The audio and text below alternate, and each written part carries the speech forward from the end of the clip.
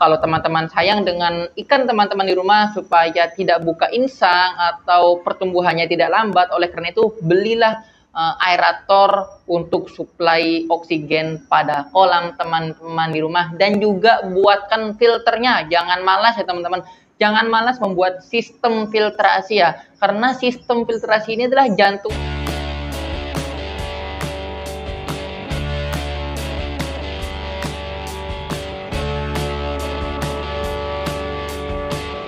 Assalamualaikum warahmatullahi wabarakatuh. Bertemu lagi teman-teman di channel saya, channel tentang ikan koi. Channel akan banyak sekali membahas tips dan juga trik seputar ikan koi. Selamat sore teman-teman di rumah. Bagaimana keadaan teman-teman di rumah? Semoga sehat selalu, diperbanyak rezekinya, disehatkan badannya, dan tentunya ikan koinya selalu sehat. Amin, amin ya robbal alamin. Jadi pada kesempatan yang berbahagia kali ini, saya akan membuatkan konten tentang solusi mengatasi ketidakseimbangan pH pada kolam koi teman-teman di rumah. Karena pada video sebelumnya saya sudah jelaskan penyebabnya ya, penyebab pH itu ada 5, dan sekarang solusi mengatasi ketidakseimbangan pH air kolam itu ada 7 ya teman-teman, yang sudah saya rangkum dan saya akan jelaskan pada kesempatan kali ini. Oleh karena itu teman-teman wajib simak video ini sampai selesai supaya teman-teman bisa paham apa yang saya sampaikan dari awal sampai akhir video ini teman-teman. Oke, nggak usah berlama-lama lagi, langsung saja kita akan masuk ke penjelasan yang pertama, solusi mengatasi ketidakseimbangan pH air kolam ya teman-teman.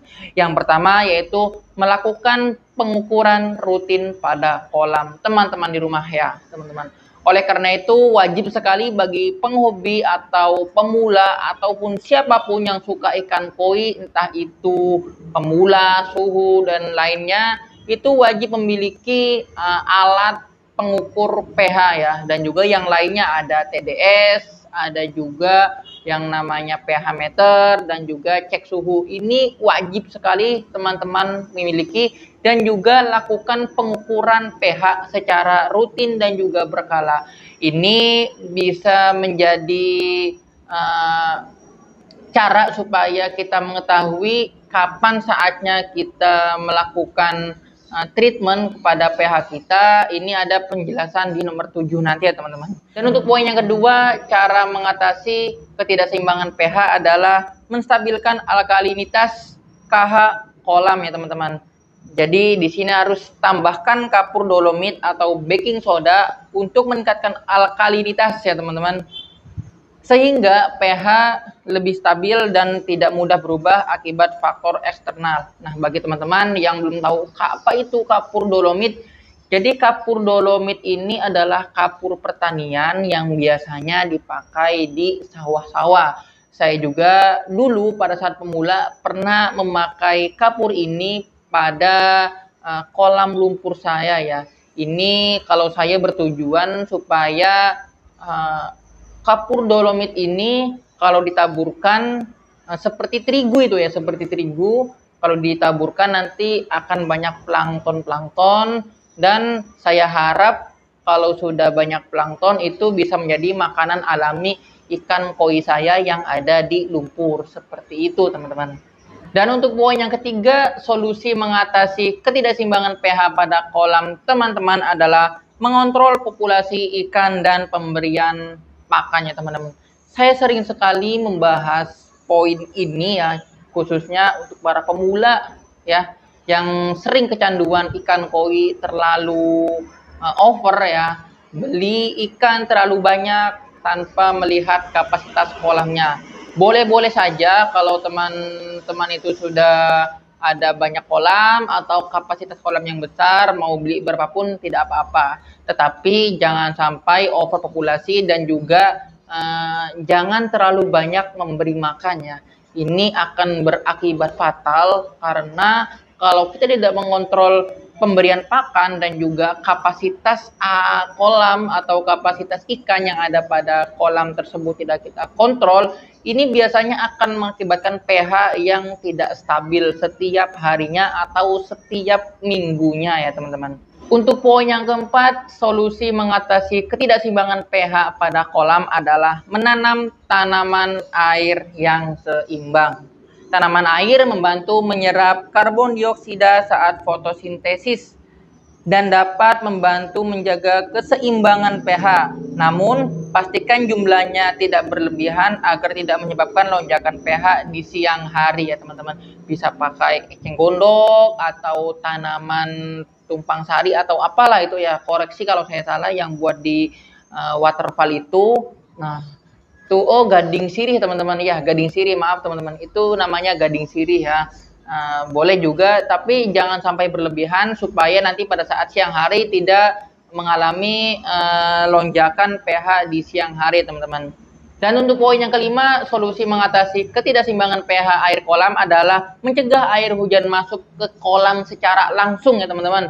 Nah, ini berlaku untuk para penghobi atau teman-teman di rumah yang memiliki kolam seperti saya yang full outdoor ya teman-teman, yang air hujannya itu langsung turun ke bawah. Nah, ini harus diatasi atau pokoknya gimana caranya agar air hujan itu tidak langsung masuk ke kolam, karena air hujan ini membawa polutan dan juga air yang pH-nya berbeda dengan pH yang ada di air kolam.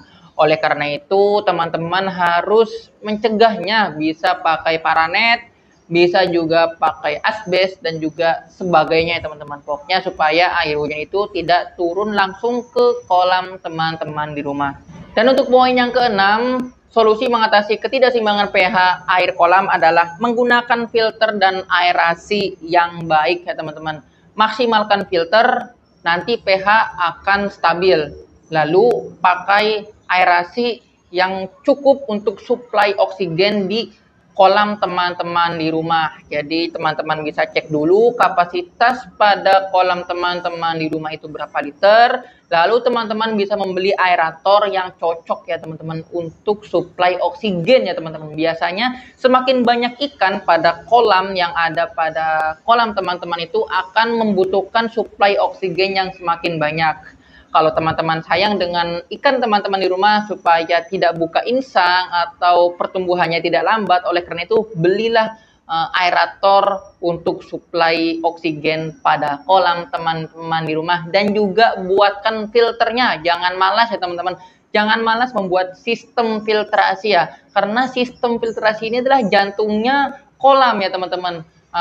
Kehidupan ikan teman-teman di rumah dan juga pertumbuhan ikan teman-teman di rumah itu tergantung pada sistem filtrasinya. Oleh karena itu, kalau saya berkunjung ke penghobi-penghobi lain atau yang suka ikan koi, saya kadang tidak lihat ikannya, tapi lihat sistem filtrasinya. Kalau sistem filtrasinya hebat, lalu aeratornya hebat atau aerasinya hebat untuk suplai oksigennya, maka itu sudah bagus sekali teman-teman. Ini akan berakibat sangat positif pada pertumbuhan kolam teman-teman di rumah. Oleh karena itu pH-nya juga akan stabil ya. Dan untuk poin yang terakhir, solusi mengatasi ketidakseimbangan pH kolam adalah menambahkan bahan penyangga pH jika diperlukan. Jadi jika pH terlalu rendah, tambahkan kapur pertanian atau natrium bikarbonat. Jika pH terlalu tinggi, bisa menggunakan asam fosfat atau bahan alami seperti daun ketapang. Ini bisa dilakukan kalau teman-teman sudah mengecek pH-nya tinggi atau rendah, maka harus tahu apa tindakan yang harus dilakukan ke depannya teman-teman. Nah, itulah teman-teman 7 poin solusi mengatasi ketidakseimbangan pH pada kolam teman-teman di rumah. Semoga teman-teman bisa paham apa yang saya sampaikan dari awal sampai akhir, dan silakan ambil ilmu dari video yang saya sudah buat. Terima kasih, saya pamit undur diri. Wassalamualaikum warahmatullahi wabarakatuh.